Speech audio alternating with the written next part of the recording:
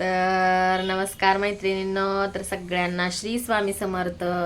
तर पुन्हा एकदा माझ्या अजून एका नवीन व्हिडिओमध्ये तुमच्या सगळ्यांचं अगदी मनापासून स्वागत आहे. तर इथं आताच झालंय माझं जेवण. तर मी जेवण करून इथंच बसले आणि इथंच व्हिडिओ शूट करायला घेतलाय. तर इथं बघा देवांशचा चाललाय अभ्यास. तर देवांश पाटीवर अभ्यास करायला लागलाय. देवांश काय लिहिलंस तू? इमारतीचा लिहिला. तर देवांशला आता थोडंफार लिहायला यायला लागले.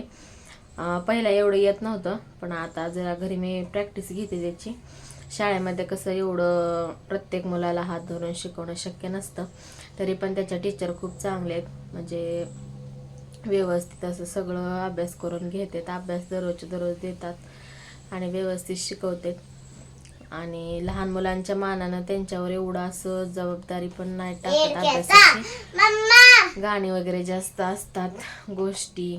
तर अभ्यास काही पुढं पण करता येतो, पण गाणी गोष्टी हे लहान मुलांना आवडतं, त्यामुळं मुलं आवडीनं शाळेला जायला लागतात. तर नर्सरीच्या मुलांना एवढा अभ्यासाचा लोड देणं पण बरोबर नाही. तर त्याच्या मॅडम तसं करत नाही. तर त्याच्या मॅडम ना असं चांगले संस्कार देण्याचा प्रयत्न करतात. म्हणजे मोठ्यांना कसं बोलावं, डबा कसा खावा, डबा खाण्याच्या आधी हात धुवावं, असं सगळं. म्हणजे जे आपण घरी जे मुलांना शिकवतो ना तेच त्यांनी शाळेत शिकवतात. कारण मुलांना ना अभ्यास पुढं पण करायचंच आहे. तर तेवढ्या लहान वयात त्यांना अभ्यासाचं एवढा लोड देणं बरोबर नाही. तर त्यांना आधी ते संस्कार वळण शिकवणं महत्त्वाचं आहे. तर त्याचे मॅडम तेच शिकवण्याचा प्रयत्न करतात. तर खरंच मॅडम, तुम्ही व्हिडिओ बघत असाल तर खरंच खूप छान शिकवता. तर थँक्यू त्याच्याबद्दल. तर देवांश पण मॅडमचं सारखं दिवसभर नाव काढत असतो की आमच्या मॅडमने हे शिकवलं ते शिकवलं. तर सारखं त्याच्या तोंडामध्ये चालूच असतं, आमच्या मॅडम हे शिकवतात ते शिकवतात. तर छान छान गोष्टी सांगतात. होय, अजून काय काय शिकवतात बाळा तुला मॅडम?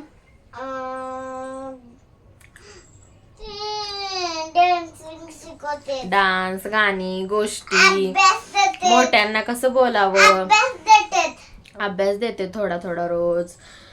मोठ्या माणसांना लात मारायची का? जर लात लागली चुकून तर काय करायचं? पाया पडायचं, सॉरी म्हणायचं मित्रांनो. सॉरी म्हणायचं. जेवण करण्याआधी हात धुवायचे का? हात धुवायचे आणि सुरू करायचं, पहिला हात धुवायचं आणि मग डब्याला पाया पडायचे. मग झाल्यावर बी पाया पडून मग पिशवीत ठेवून बाटलीला आणि डब्याला ठेवायचं बाटलीत आणि पिशवीला बी पाया पडून मग ठेवायचं फरशीवर. बघा असं शिकवतात. म्हणजे जेवण करण्याच्या अगोदर डब्याच्या पाया पडायचं आणि मग जेवायला सुरुवात करायची. म्हणजे जसं आपण घरामध्ये उपवास सोडताना वगैरे कसं ताट वाढून घेतल्यानंतर आपण ताटाच्या आधी पाया पडतो आणि मग जेवणाला सुरुवात करतो ना, तसंच त्या मॅडम रोजच्या पण जेवणाला असंच करायचं हे मुलांना शिकवतात. तर बघा तुमच्या देखतचं आता देवांशने सांगितलं काय काय करायचं. तर हे मी घरी शिकवलेलं नाही, तर शाळेतच शिकवलं मॅडमनी. आणि काय काय शिकवतात बाळा शाळेमध्ये? 4, 5, 6, 7, 8, 9, 10, 11, गोष्टी वगैरे मॅडम सांगतात ना छान छान.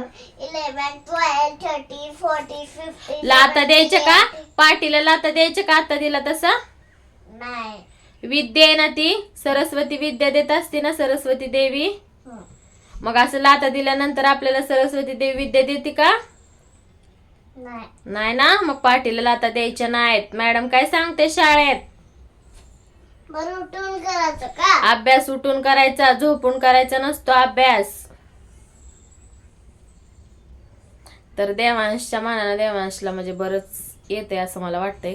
कारण याच्या वयामध्ये आम्ही होतो ना, तर आम्हाला लिहायचं तर लांबच राहिलं, पण आम्हाला वाचायचं किंवा ABCD पण पूर्ण येत नव्हती, महिन्यांची नावे येत नव्हती, आठवड्यांचे वार येत नव्हतं. खरंच सांगते, जेव्हा आम्ही पहिलीत गेलो ना तेव्हाच आम्ही शिकलो. फक्त अंगणवाडीत आम्हाला गाणी गोष्टी एवढंच येत होतं. तर म्हणजे यांच्या मानानं हेच बरोबर आहे.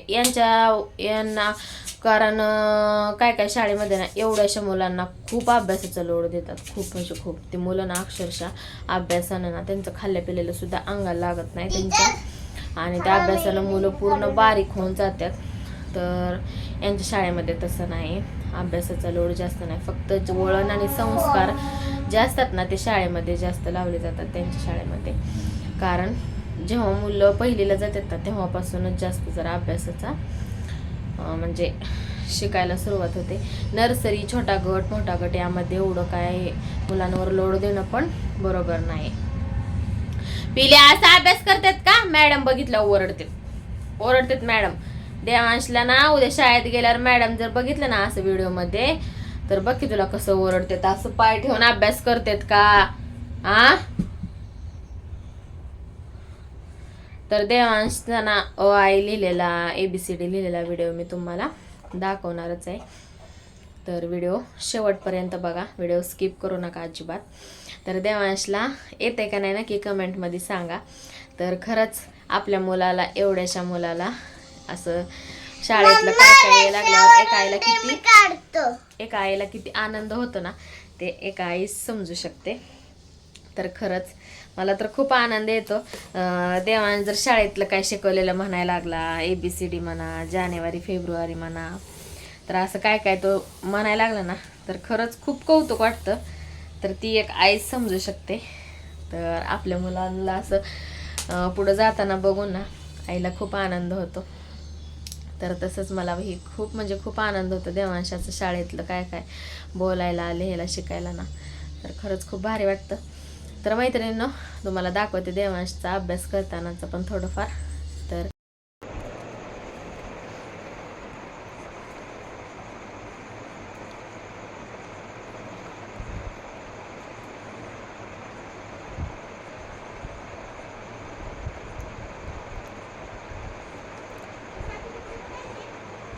हो पलीकडच्या 3 नंबर खोलीत हे काय बाळा?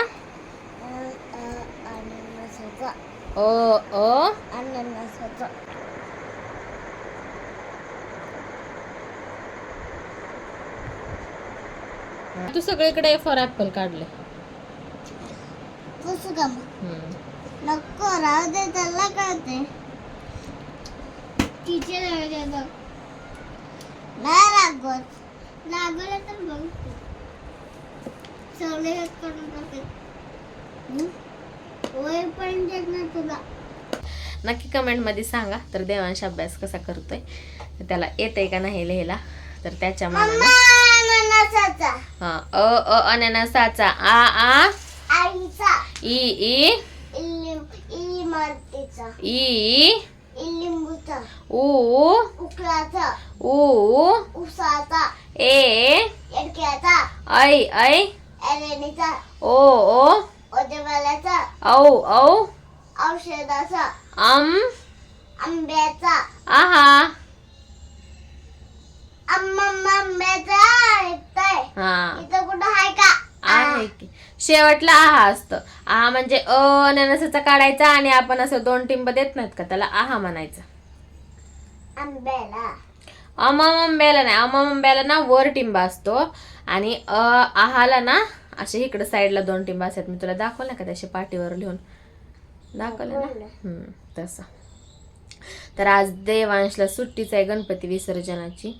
तर देवांशला 4 दिवस झालं सलग सुट्टी आहेत. शनिवारी सुट्टी असते शाळेला, रविवारी तर कंपल्सरी सगळीकडे सुट्टीच असते. काल सोमवार बकरी ईदची सुट्टी आणि आज गणपती विसर्जनाची सुट्टी. तर 4 दिवस झाला अशा कंटिन्यू सुट्ट्या आहेत. तर देवांशला घरी बसून ना चांगलाच ही झालाय, उलट बोलायला लागलाय, लय काय काय आगावपणा करायलाय. तर त्याच्या आता शाळेत जाऊन जरा मॅडमला सांगणार आहे की देवांश लय लय लय लय आगावपणा करायलाय. येऊ ना शाळेत? तू येऊ नको सोडायला, आजी राहू दे. बघा मी आल्यावर मॅडमला सांगते म्हणून म्हणतोय तू येऊ नको, आजी ते सोडायला. पण मी न्यायला तर येणारच आहे ना, तेव्हा सांगते.